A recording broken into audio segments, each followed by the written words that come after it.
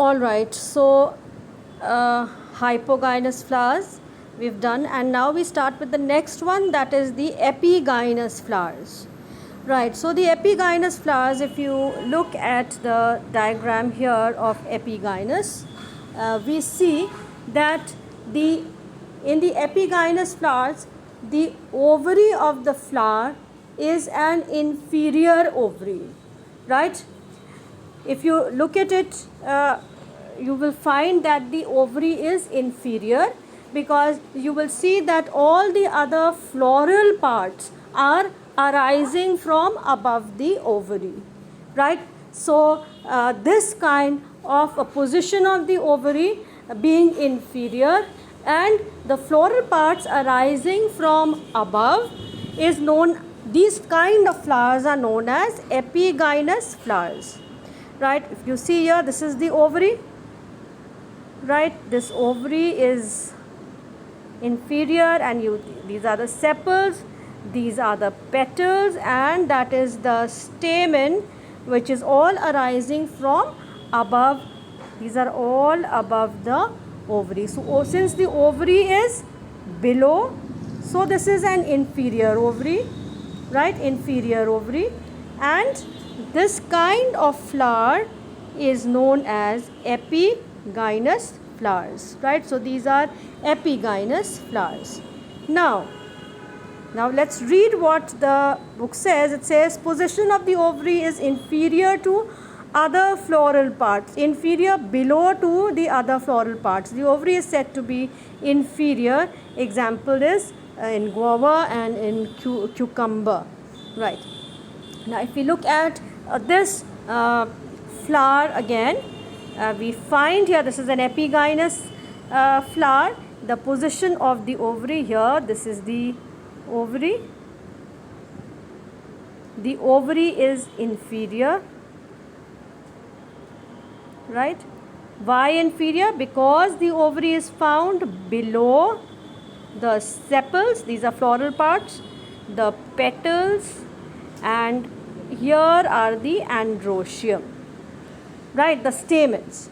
So it's below, since this part is below the other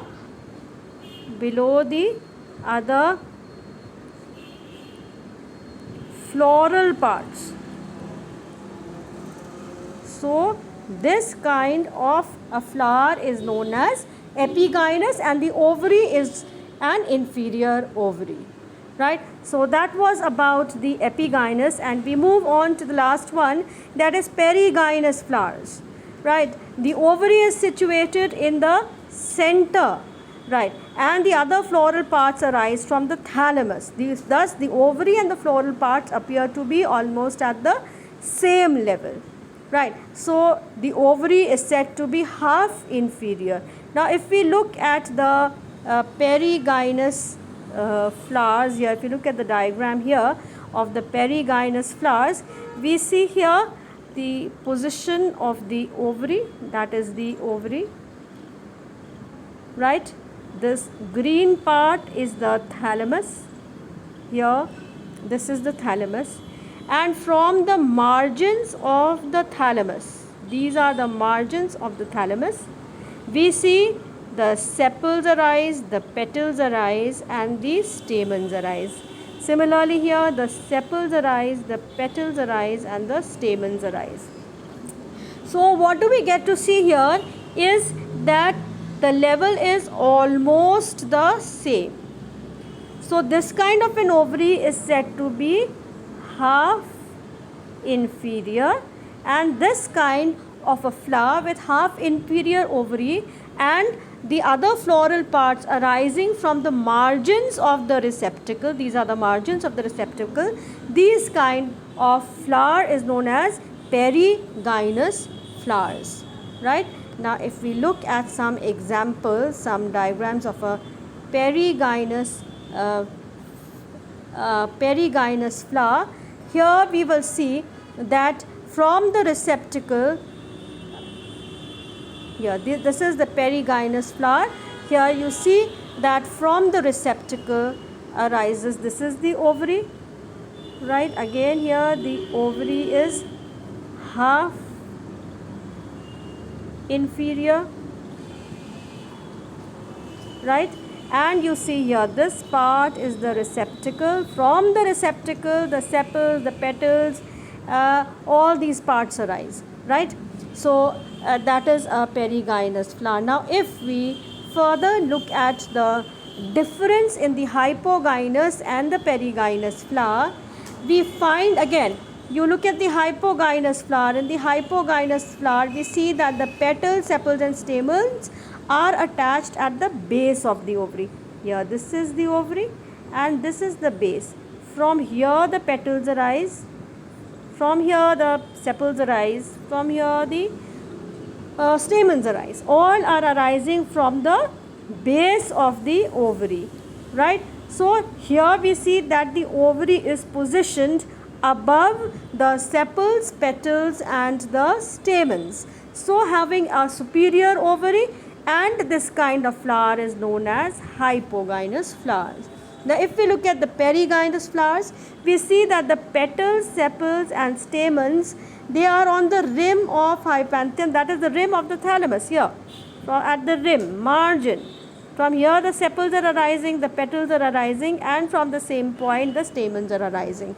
And if we look at the position of the ovary, then we see that the ovary is half part of the ovary is below, half is above, right? So this is, we say, as half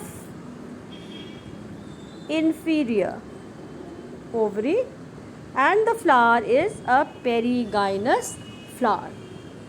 So that's about the flowers, and we move on to the next part, that is we talk about the relationship, that is cohesion, apocarpus and syncarpus. When the carpels are the units of the gynoecium. Now if the carpels remain free, they are away from each other, then the flower is said to be apocarpus, whereas if the carpels are fused or if the carpels are united, then they are said to be syncarpus, right? Now if we look at the diagram here of the carpels, here this is apocarpus, right, where if you look at the carpels, these are free from each other, right, not attached, not fused.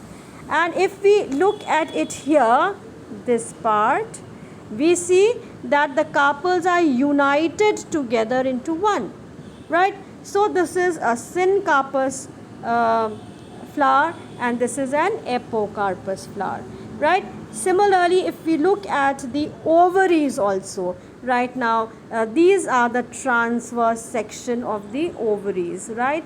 TS means transverse section of the ovary. Transverse is when you cut the ovary like this, right? So in the transverse section of the ovary, when the ovary is cut, there are chambers found. These chambers are known as locules, right? Now if there is a single chamber, then the ovary is said to be unilocular ovary, having only one chamber. Now if the ovary has two chambers, like here this one, this is said to be a bilocular ovary. Having three chambers, trilocular ovary, right? But what do we say is, if an ovary has more than two chambers, we call them as multilocular ovary, right? Multi means many, more than two. So that's about it for today's class, and further you are given some questions. Please do those questions in your notebook and start preparing for the exams in October. Thank you.